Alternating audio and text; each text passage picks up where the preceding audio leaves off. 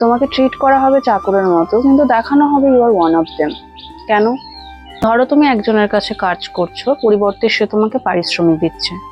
তোমার পরিচয় তার কাছে স্লেভ বা চাকর।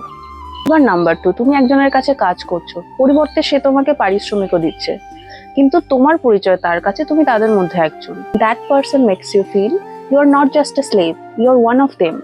আর এখানেই গেমটা শুরু। সেক্ষেত্রে তুমি তোমার পারিশ্রমিক অনুযায়ী যা কাজ, তার বাইরে গিয়েও এক্সট্রা কাজ করছো, এক্সট্রা প্রেশার নিচ্ছ, এক্সট্রা রেসপন্সিবিলিটি নিচ্ছ।